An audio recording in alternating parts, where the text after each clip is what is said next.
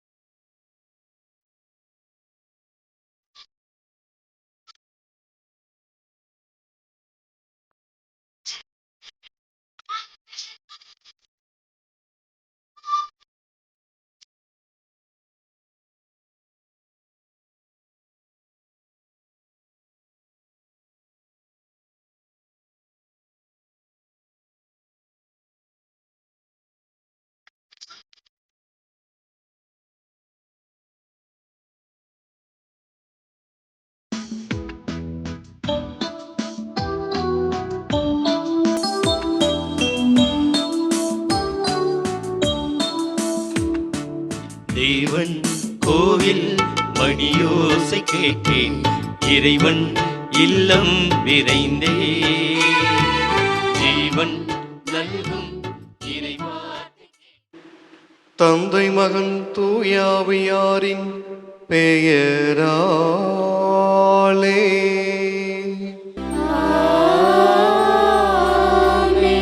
நம் ஆண்டவராகிய இயேசு கிறிஸ்துவின் அருளும் கடவுளின் அன்பும் தூய ஆவியாரின் நட்புறவும் தோழமையும் உங்கள் அனைவரோடும் இருப்பதாக.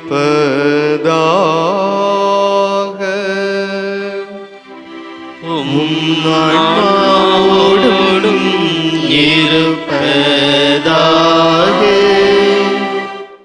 இறையேசுவில் அன்பார்ந்த சகோதர சகோதரிகளே,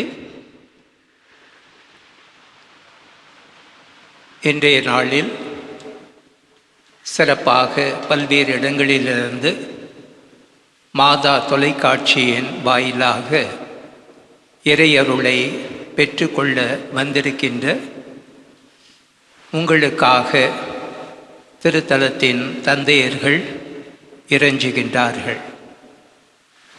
ஓரியோர் புனித அருளானந்தர் திருத்தல பசிலிக்கா வரலாற்றிலே ஒரு வியத்தகு நாளை நினைவு கூர்ந்து கடவுளுக்கு நன்றி கூற வந்திருக்கின்றோம்.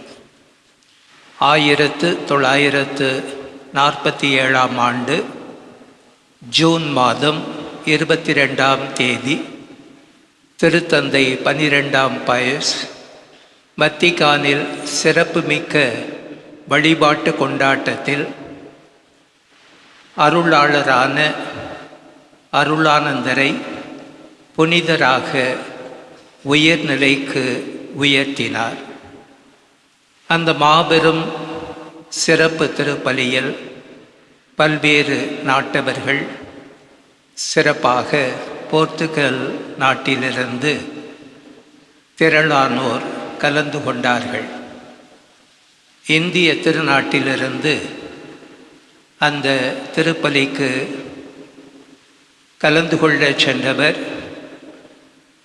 இயேசு சபை மதுரை துணை மறை மாநிலத்தின் பிரதிநிதியாக பாளையங்கோட்டை தூய சேவியர் கலைமணிகளின் முதல்வர் அருள் தந்தை அருளானந்த சுவாமிகள் அந்த திருப்பலியிலே கலந்து கொண்டார். திருப்பலிக்கு முன்பு திருத்தந்தையை சந்தித்து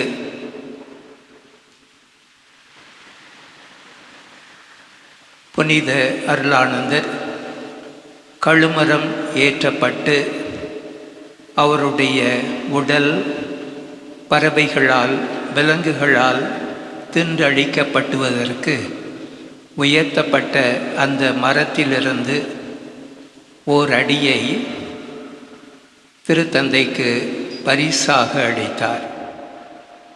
இன்னொரு அடி மதுரை உயர் மறைமறை மாவட்ட பேராயர் இல்லத்திலே இருக்கின்றது. இன்னொரு அடி கோவாவில் உள்ள சவேரியார் பேராலயத்திலே இருக்கின்றது. 2 அடி நமது வளாகத்திலே புனிதர் கழுமரம் ஏற்றப்பட்ட அந்த இடத்தில் இருக்கின்றது. இவ்வாறு இந்த திருவிழா 1947ஆம் ஆண்டு ஜூன் 22 இந்த சிறப்புமிக்க நாளை அடுத்த ஆண்டே அதே நாளில் மதுரை மறை மாவட்ட ஆயர் ஜான் பீட்டர் லெனார்ட் அவர்களால் ஆலயம் ஒன்றை உருவாக்க இந்த வளாகத்திலே அடிக்கல் நாட்டினார். 12 ஆண்டுகள் கழித்து, அதாவது 1960ஆம் ஆண்டு ஜூன் 20 அன்று மதுரை உயர் மறை மாவட்ட பேராயர் ஜான் பீட்டர் லெனார்ட் இப்பேராலயத்தை அர்ச்சித்து திருத்தலம் என்று அறிவித்தார். எனவே ஆண்டவருக்கு நன்றி செலுத்த நாம் அனைவரும் ஒரே குடும்பமாக கூடி வந்திருக்கின்றோம். இன்றைய பதிலுரை பாடலாக நாம் சொல்ல இருப்பது திருப்பாடல் 60 வசனம் 5 ஆகும். எங்களுக்கு துணை செய்யும் ஆண்டவரை எங்கள் விண்ணப்பத்தை கேட்டருளும். இறை ஊழியரான லூயி மரி லெவே ஆண்டாவொருணியின் பங்கு தந்தையாக 1920ஆம் ஆண்டு முதல் 1942ஆம் ஆண்டு வரை 22 ஆண்டுகள் அவர் எழுப்பிய மன்றாட்டு, எங்களுக்கு துணை செய்யும் ஆண்டவரே, எங்கள் விண்ணப்பமான அருளாளர் அருளானந்தரை புனிதராக உயர்நிலைக்கு உயர்த்தி அருளும் என்ற ஜெபம்தான். இந்த ஜெபத்தோடு தபம், நோன்பு ஆகியவற்றை உள்ளடக்கிய திருப்பயணத்தை 1930ஆம் ஆண்டு ஓரியுரை நோக்கிய திருப்பயணத்தில் ஆரம்பித்து அந்த நாள் முழுவதும் திருப்பலி, ஒப்புரவு, அருள் அடையாளம், இயேசுவின் பிரசன்னத்திலே தங்கியிருத்தல், சிலுவை பாதை என்று அந்த ஒரு நாள் முழுவதும் திருப்பயணிகள் தங்களையே ஒருத்து இறைவனிடம் வேண்டினார்கள். திருப்பயணிகளின் விண்ணப்பம் 1947 ஆண்டவரால் கேட்கப்பட்டது. கடந்த 79 ஆண்டுகளாக எல்லாம் வல்ல கடவுளான தந்தைக்கும் இறை மகனாகிய இயேசுவுக்கும் இறை ஆவியாரில் நன்றி செலுத்தும் இனிய நாளாக இந்த நாள் அமைகின்றது. எனவே அன்பார்ந்த சகோதர சகோதரிகளே, நம்மையே தூய்மைப்படுத்தி இந்த ஒப்பற்ற பலியில் நாமும் பங்கேற்பதற்கு நமது குற்றம் குறைகளை ஏற்று மனம் வருந்துவோம். எல்லாம் வல்ல இறைவனிடமும் சகோதர சகோதரிகளே, உங்களிடமும் நான் பாவி என்று ஏற்றுக்கொள்கிறேன். ஏனெனில் சிந்தனையாலும் சொல்லாலும் செயலாலும் கடமையில் தவறினாலும் பாவங்கள் பல செய்தேன். என் பாவமே, என் பாவமே, என் பெரும் பாவமே. ஆகையால் எப்பொழுதும் கன்னியான புனித மரியாதையும் வானதூதர் புனித அனைவரையும் சகோதர சகோதரிகளே, உங்களையும் நம் இறைவனாகிய ஆண்டவரிடம் எனக்காக வேண்டிக் கொள்ள மன்றாடுகிறேன். எல்லாம் வல்ல இறைவன் நம் மீது இரக்கம் வைத்து நமது பாவங்களை எல்லாம் மன்னித்து நம் அனைவரையும் நிலையான வாழ்வை நோக்கி அழைத்து செல்வாராக. ஆமென்.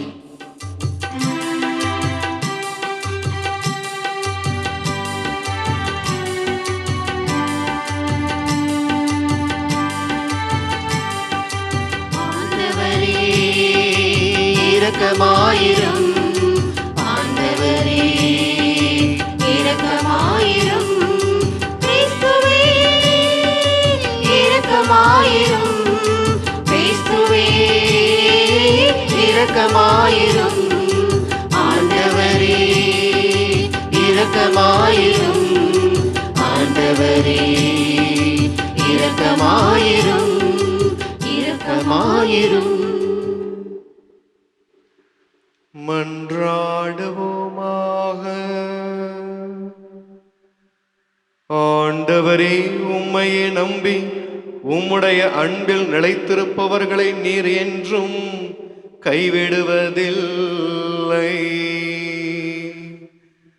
இவ்வாறு நாங்கள் உமது திருப்பெயரை எக்காலத்திலும் போற்றவும் உம்மை அன்பு செய்யவும் எங்களுக்கு அருள்வீராக. உம்மோடு தூயாவியானவரின் ஒன்றிப்பில் இறைவனாய் என்றென்றும் வாழ்ந்து ஆட்சி செய்கின்ற உம் திருமகனாகிய இயேசு கிறிஸ்து வழியாக உம்மை மன்றாடுகின்றோம்.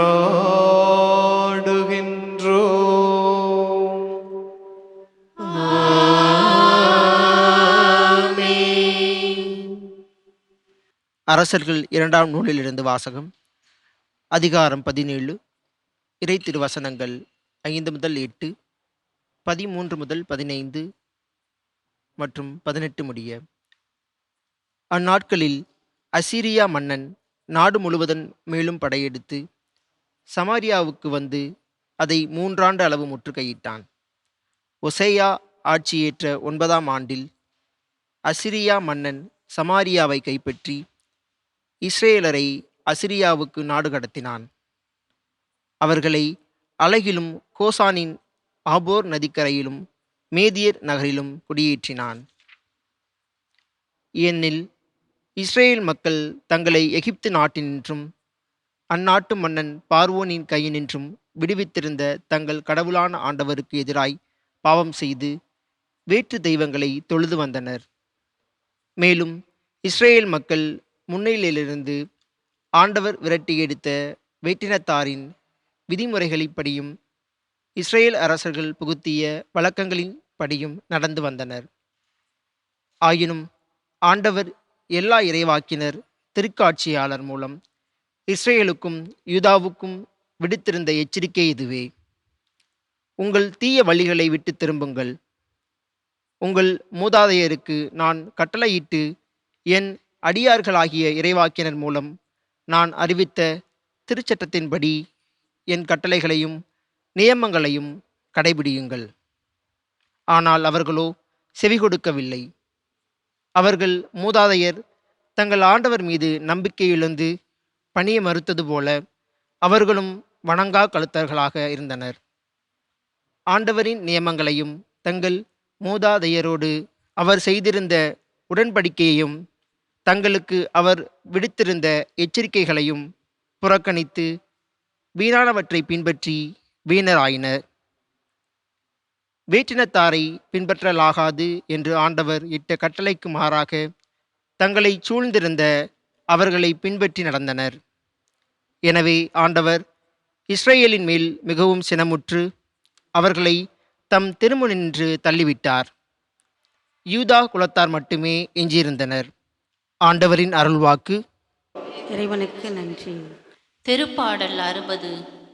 எங்களுக்கு துணை செய்யும் ஆண்டவரே, எங்கள் விண்ணப்பத்தை கேட்டருளும். எங்களுக்கு துணை செய்யும் ஆண்டவரே, எங்கள் விண்ணப்பத்தை கேட்டருளும்.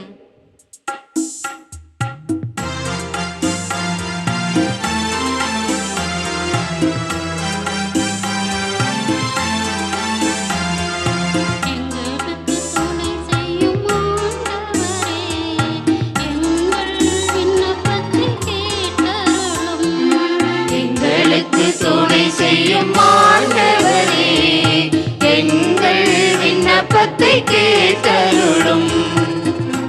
கடவுளே, நீர் எங்களை வெறுத்து ஒதுக்கி விட்டீர், எங்களை நொறுக்கி விட்டீர், எங்கள் மீது சீற்றம் கொண்டீர்.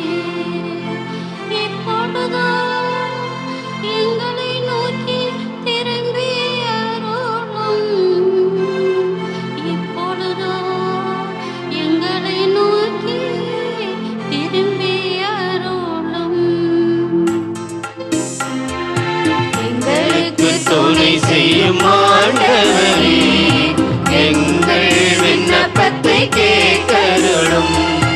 எங்களுக்கு துணை செய்யும் ஆண்டவரே, எங்கள் விண்ணப்பத்தை கேட்டருளும். நிலத்தை நீர் அதிரச் செய்தீர், அதில் பிளவு உண்டாகச் செய்தீர், அதன் வெடிப்புகளை சீர்படுத்தும். அது ஆட்டம் கண்டுள்ளது. மக்களை கடும் துன்பத்தை காணச் செய்தீர், மதியை மயக்கும் மதுவை எங்களுக்கு குடிக்க கொடுத்தீர். எங்களுக்கு துணை செய்யும் ஆண்டவரே, எங்கள் விண்ணப்பத்தை கேட்டருளும். எங்களுக்கு துணை செய்யும் ஆண்டவரே, எங்கள் விண்ணப்பத்தை கேட்டருளும். கடவுளே, நீர் எங்களை கைவிட்டு விட்டீர் அன்றோ. கடவுளே, நீர் எங்கள் படைகளோடு புறப்படவில்லை அன்றோ. எதிரியை மேற்கொள்ள எங்களுக்கு உதவும். மனிதர் தரும் உதவியோவே, கடவுளின் துணையால் வீரத்துடன்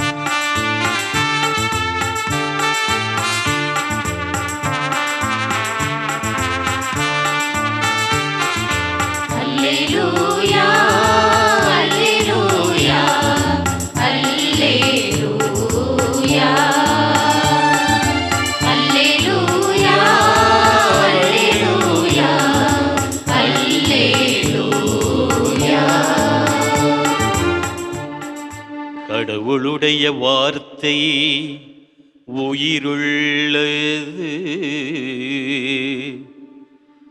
ஆற்றல் வாய்ந்தது, ஆன்மாவையும் ஆவியையும் பிரிக்கும் அளவுக்கு குத்தி ஊடுருவுகிறது. அல்லேலூயா, அல்லேலூயா, அல்லேலூயா, அல்லேலூயா, அல்லேலூயா, அல்லேலூயா.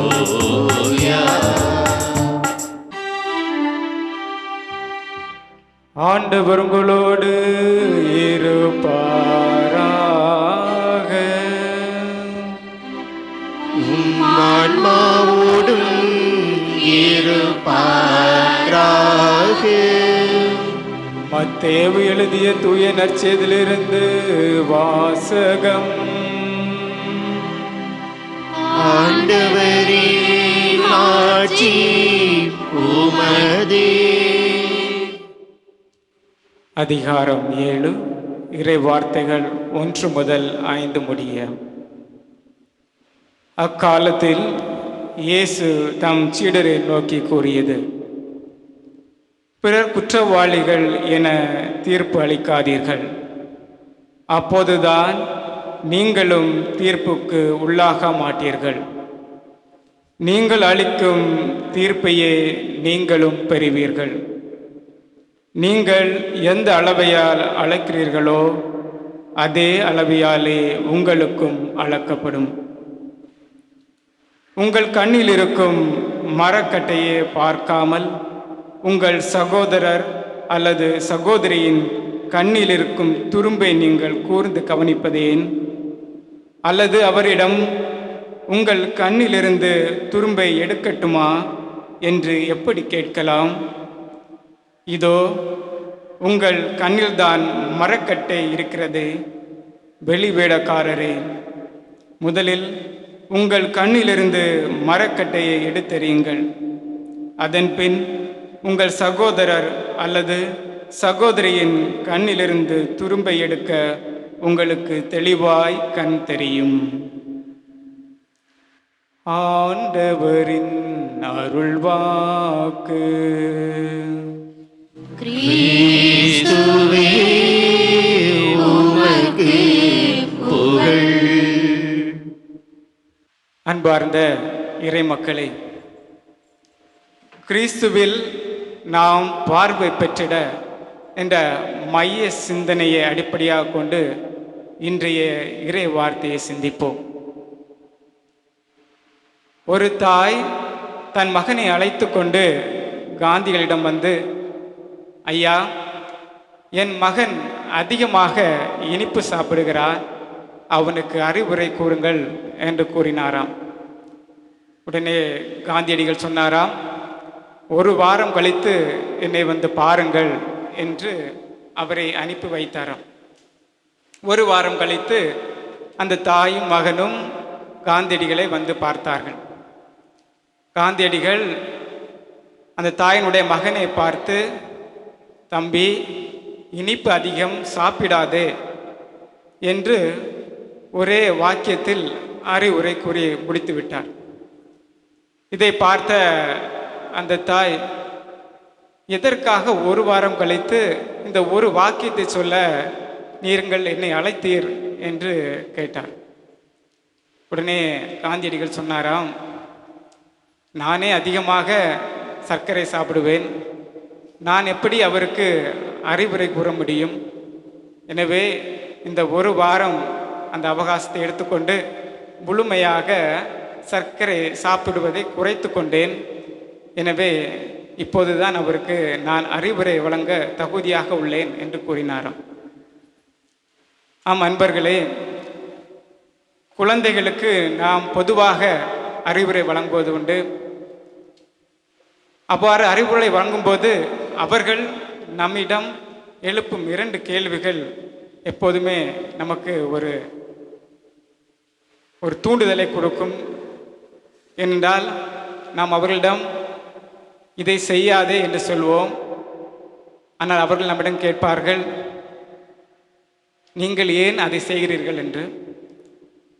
இதை செய் என்று சொல்வோம்.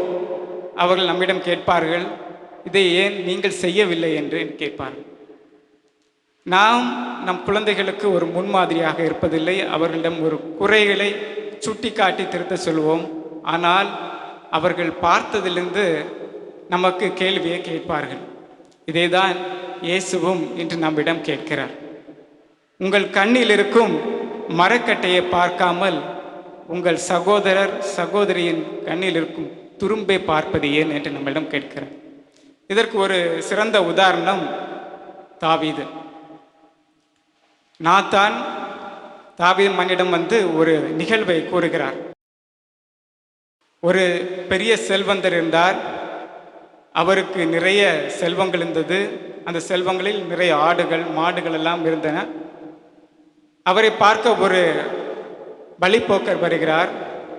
அந்த வழிப்போக்கருக்கு உணவளிக்க ஒரு ஏழையின் அவரிடம் இருந்த ஒரே ஒரு ஆட்டையும் எடுத்து அவருக்கு அளிக்கிறார் என்று கூறியவுடன் தாவீதுக்கு மிகப்பெரிய கோபம்.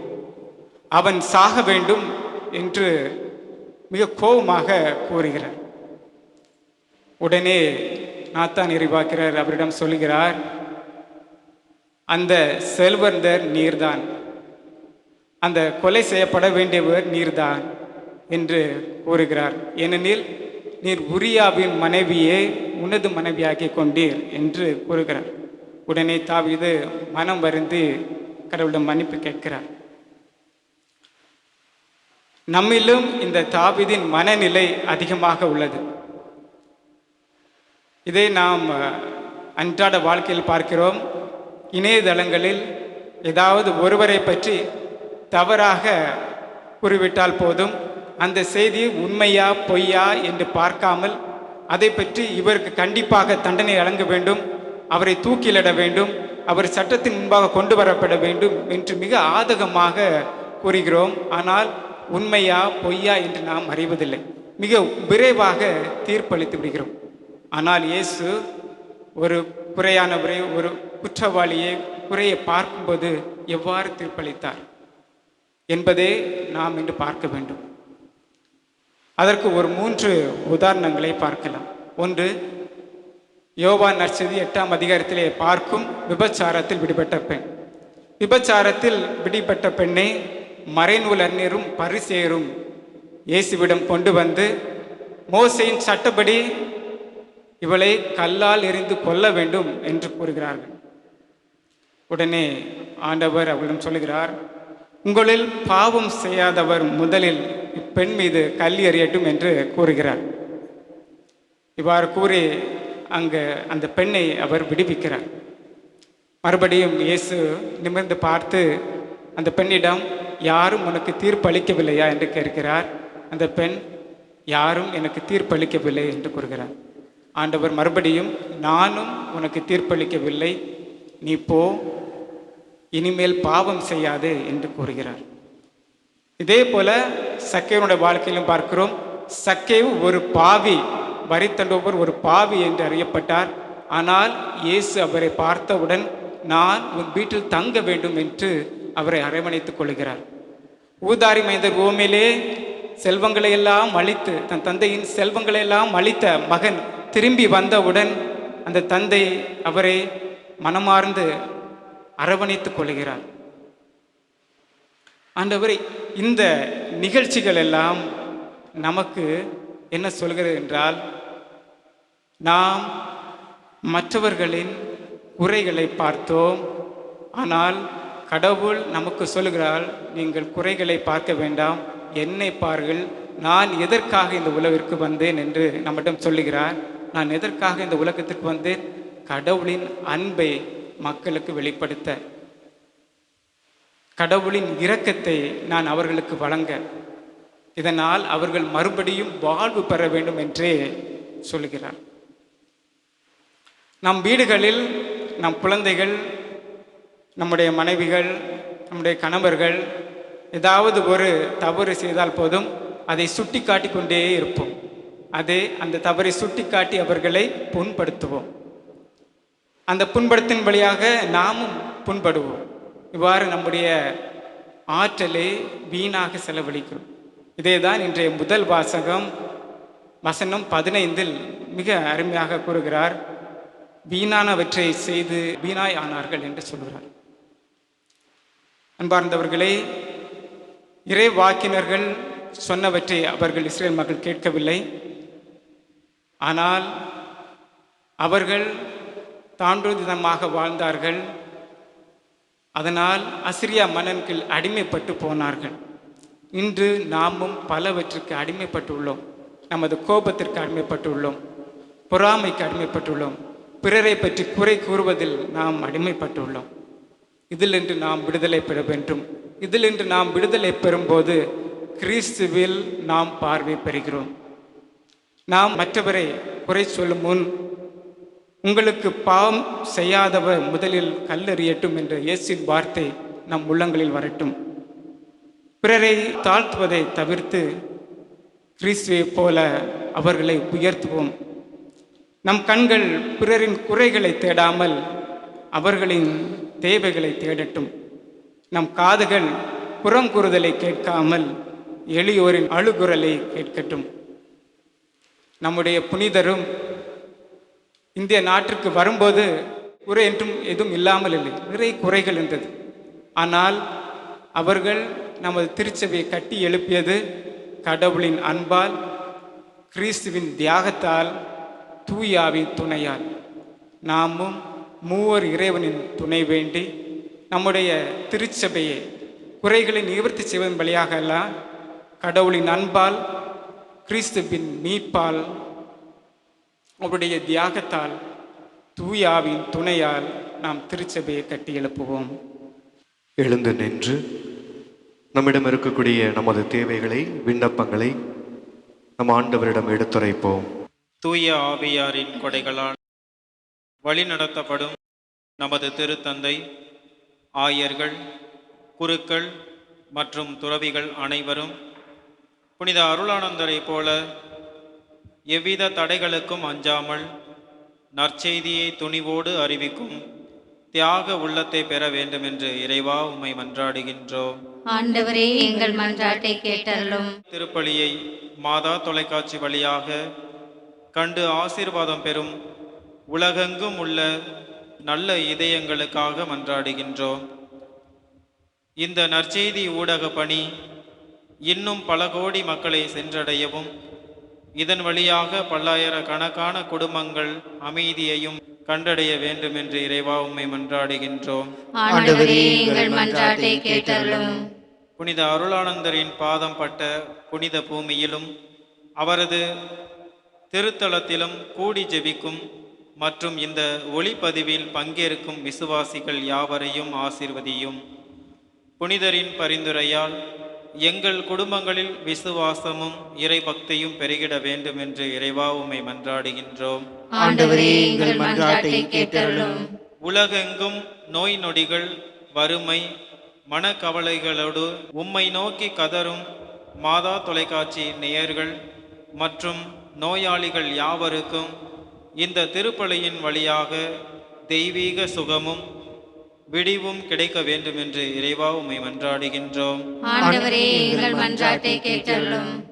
எங்கள் இதயத்தின் ஆழத்தில் உள்ள வேண்டுதல்களையும் பாரங்களையும் அறிந்திருக்கின்ற இறைவா, புனித அருளானந்தரின் தியாக வாழ்வை உற்று நோக்கும் நாங்கள் எங்களது அன்றாட சிலுவைகளை மகிழ்வோடு ஏற்று வாழும் வரத்தை தர வேண்டும் என்று இறைவா உம்மை மன்றாடுகின்றோம். ஆண்டவரே, எங்கள் மன்றாட்டை கேட்டருளும். இந்த மன்றாட்டுக்களை எல்லாம் நம் ஆண்டவராகிய இயேசு கிறிஸ்து வழியாக உம்மை மன்றாடுகின்றோம். ஆமென்.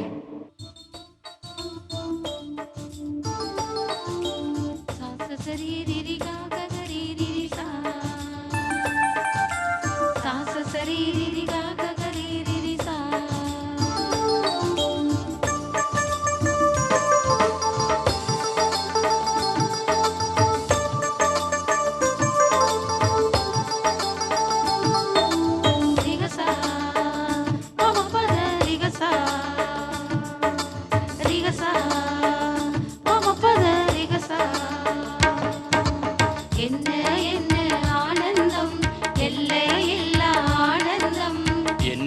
என்ன ஆனந்தம், எல்லை இல்லா ஆனந்தம். என்னை உனக்கு கொடுப்பதில் தானே ஆனந்தம். உன்னில் உனக்காய் வாழ்வது எந்த ஆனந்தம். உன்னில் உனக்காய் வாழ்வது எந்த ஆனந்தம். என்ன என்ன ஆனந்தம், எல்லை இல்லா ஆனந்தம். என்ன என்ன ஆனந்தம், எல்லை இல்லா ஆனந்தம். சகோதர சகோதரிகளே, என்னுடையதும் உங்களுடையதுமான இந்த பலி எல்லாம் வல்ல இறைவனுக்கு ஏற்றதாகும்படி மன்றாடுங்கள்.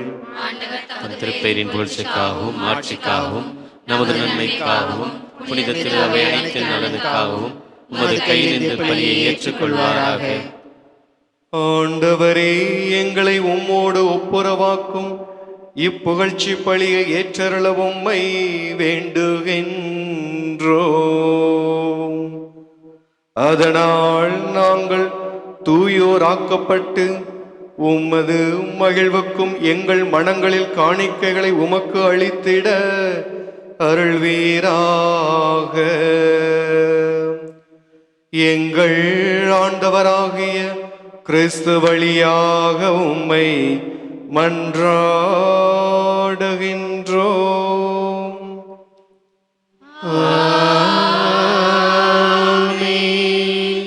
ஆண்டவர் உங்களோடு இருப்பாராக.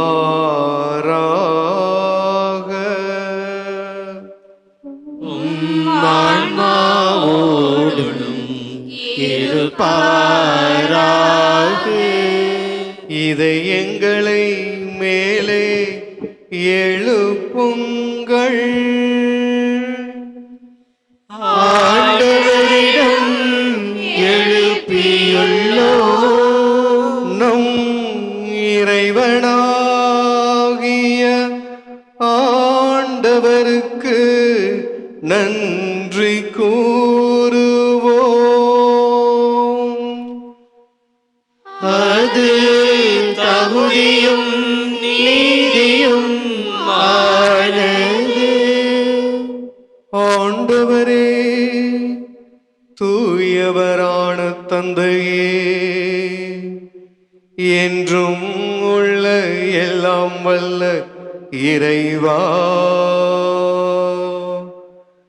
எங்கள் ஆண்டவராகிய கிறிஸ்து வழியாக எந்நாளும் எவ்விடத்திலும் நாங்கள் உமக்கு நன்றி செலுத்துவது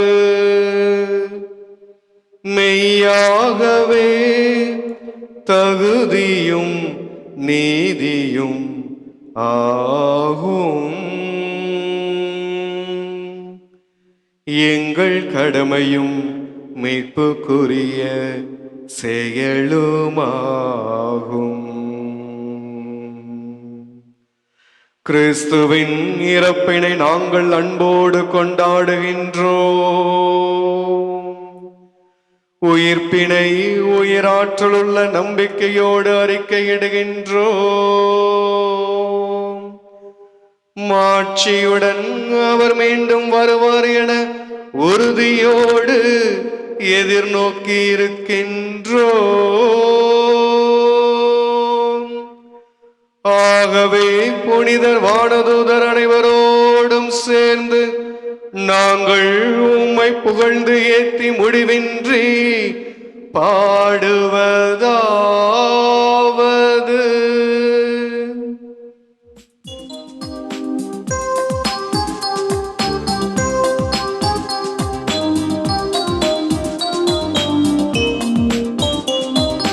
தூயவர் தூயவர் தூயவர் வான்படைகளின் கடவுளமாண்டவர். விண்ணகமும் மண்ணகமும் உமது மாட்சியால் நிறைந்துள்ளன. உன்னதங்களிலே ஓசன்னா, உன்னதங்களிலே ஓசன்னா. ஆண்டவர் பெயரால் வருகிறவர் ஆசீர் பெற்றவர். உன்னதங்களிலே ஓசன்னா, உன்னதங்களிலே ஓசன்னா, ஓசன்னா.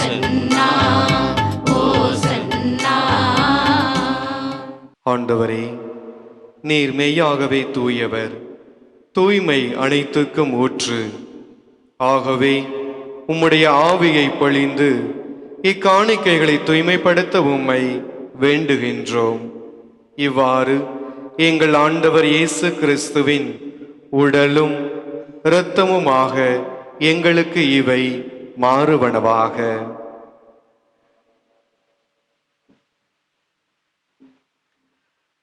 அவர் பாடுபட உளம் கனிந்து தம்மை கையளித்த போது அப்பத்தை எடுத்து நன்றி செலுத்தி அதை பிட்டு தம் சீடர்களுக்கு அளித்து கூறியதாவது,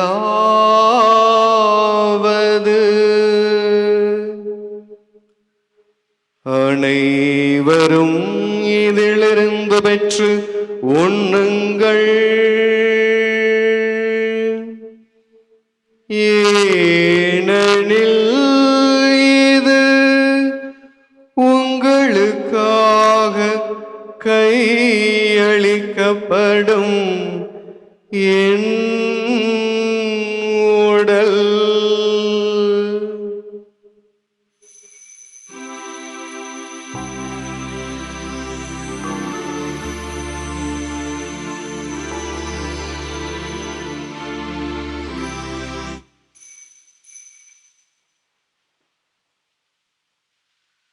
அவ்வண்ணமே இரவு விருந்தை அருந்தியபின்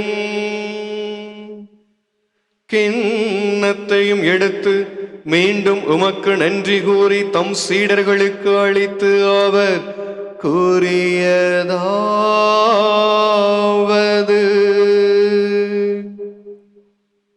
அனைவரும் இதிலிருந்து பெற்று பருகுங்கள், ஏனெனில் இது புதிய நிலையான உடன்படிக்கைக்குரிய என் இரத்தத்தின் கிண்ணம். இது பாவ மன்னிப்புக்கென்று உங்களுக்காகவும் பலருக்காகவும் சிந்தப்படும். இதை என் நினைவாக செய்யுங்கள்.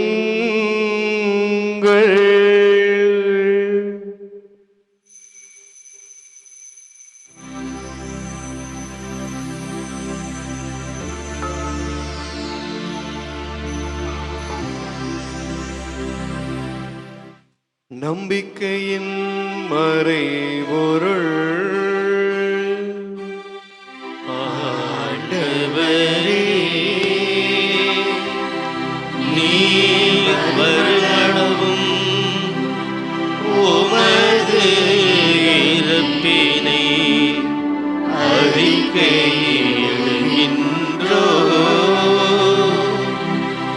உமது உயிர்ப்பினையும்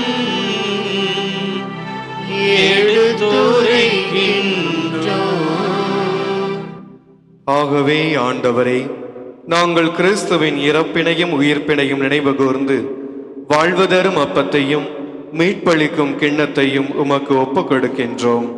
உம் திருமுன் நின்று உமக்கு ஊழியம் புரிய தகுந்தவர்கள் என எங்களை ஏற்றுக்கொண்டீர்.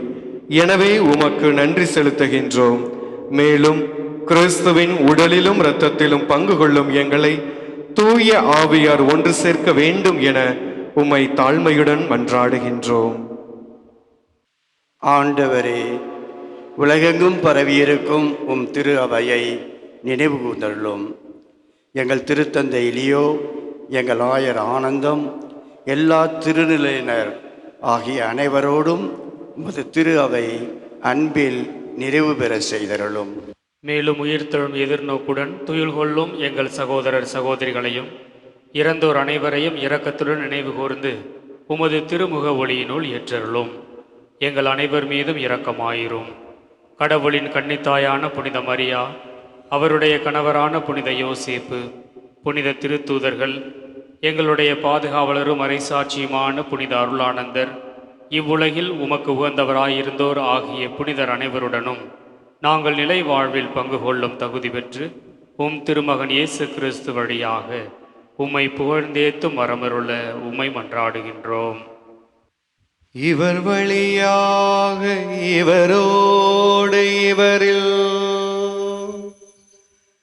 எல்லாம் வல்ல இறைவனாகிய தந்தையே, தூயாவியாரின் ஒன்றிப்பில்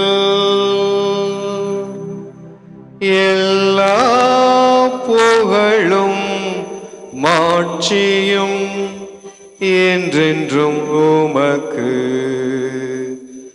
உரியதே.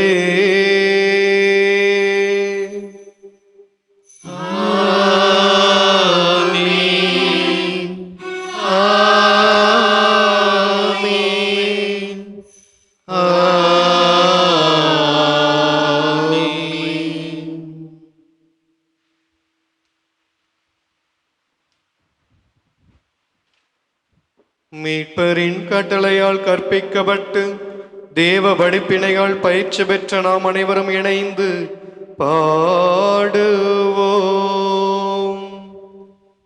விண்ணுலகில் இருக்கிற எங்கள் தந்தையே, உமது பெயர் தூயது எனப் போற்ற பெறுக. உமது ஆட்சி வருக. உமது திருவுளம் விண்ணுலகில் நிறைவேறுவது போல மண்ணுலகிலும் நிறைவேறுக. எங்கள் அன்றாட உணவை இன்று எங்களுக்கு தாரும். எங்களுக்கு எதிராக குற்றம் செய்வோரை நாங்கள் மன்னிப்பது போல எங்கள் குற்றங்களை மன்னியும். எங்களை சோதனைக்கு உட்படுத்தாதேயும், தீமையிலிருந்து எங்களை விடுவித்தருளும். ஆண்டவரே, தீமை அனைத்திலுமிருந்து எங்களை விடுவித்து எங்கள் வாழ்நாளில் அமைதியை கனிவுடன் அருள உம்மை மன்றாடுகின்றோம். உமது இரக்கத்தின் உதவியால் நாங்கள் பாவத்தில் இருந்து எப்போதும் விடுதலை பெற்று யாதொரு கலக்கமுமின்றி நலமாயிருப்போமாக. நாங்கள் எதிர்நோக்கி இருக்கும் பேரின்பத்துக்காகவும் எம் மீட்பராகிய இயேசு கிறிஸ்துவின் வருகைக்காகவும் காத்திருக்கின்றோம்.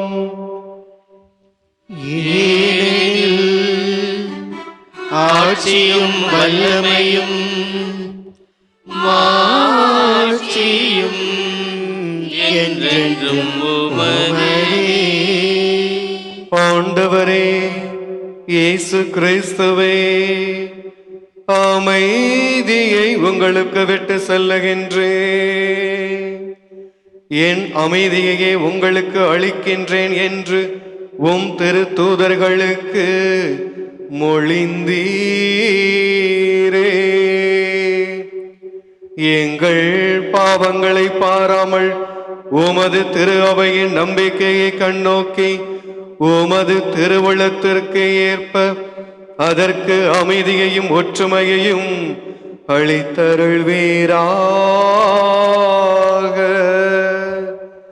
என்றென்றும் வாழ்ந்து ஆட்சி செய்கின்றவர் நீரே.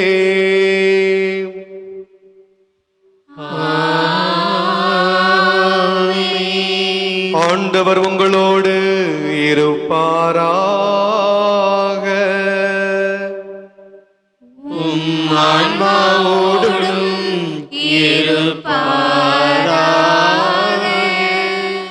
ஒருவருக்கொருவர் அமைதியை பகிர்ந்து கொள்வோம்.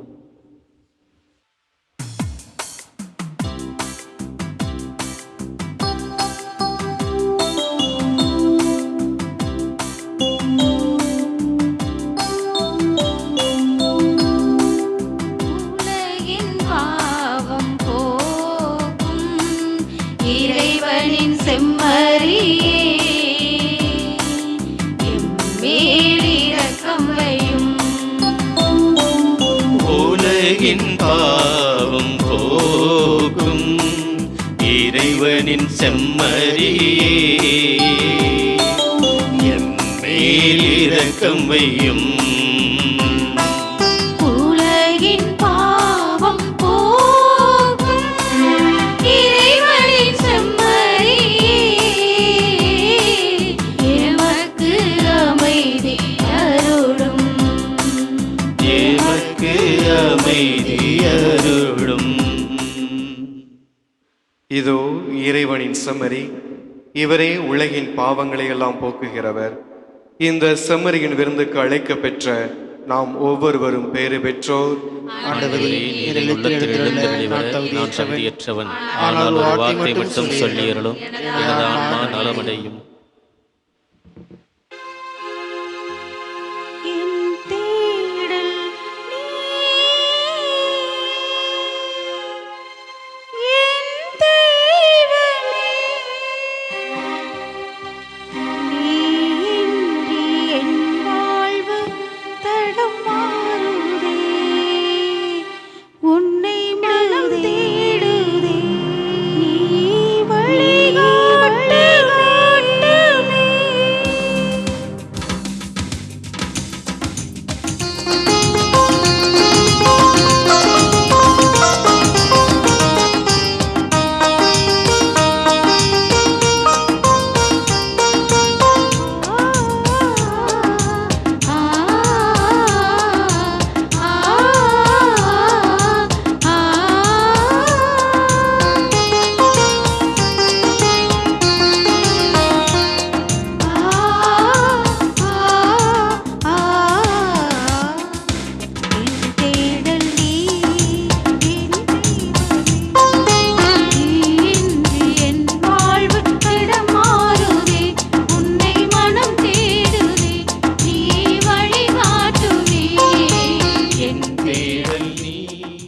மன்றாடுவோமாக. ஆண்டவரே, உம் திருமகனின் உயர் மதிப்புள்ள உடலாலும் இரத்தத்தாலும் ஊட்டம் பெற்று புதுப்பிக்கப்பட்ட நாங்கள் உமது கனிவை கெஞ்சி கேட்கின்றோம். இறைப்பற்றுடன் நாங்கள் அடிக்கடி நிறைவேற்றும் இப்பலியின் பயனாக எங்கள் மீட்பை உறுதியாய் கண்டடைய செய்வீராக. எங்கள் ஆண்டவராகிய கிறிஸ்து வழியாக உம்மை மன்றாடுகின்றோம்.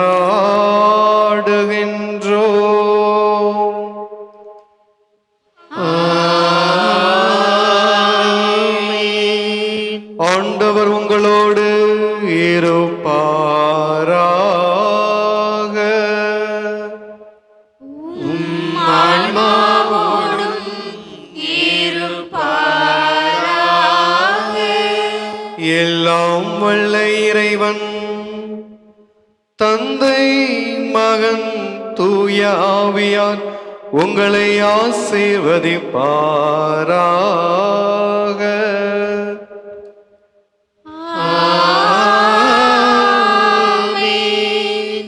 சென்று வாருங்கள், திருப்பலி நிறைவேறிற்று. இறைவனுக்கு நன்றி.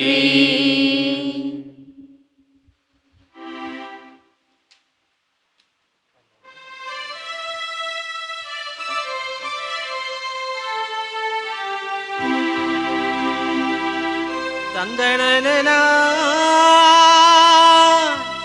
தந்தனன தந்தனனா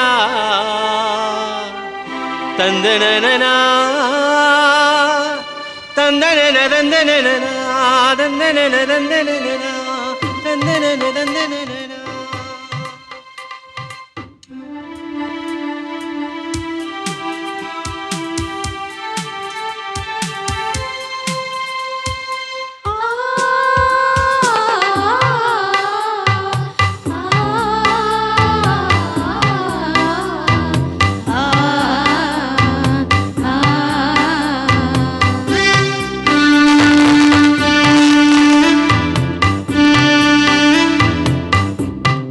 கரையோரம் அழகான மணல் மேடு, மணல் மேட்டின் நடுவினிலே மன்னவன் திருக்கோ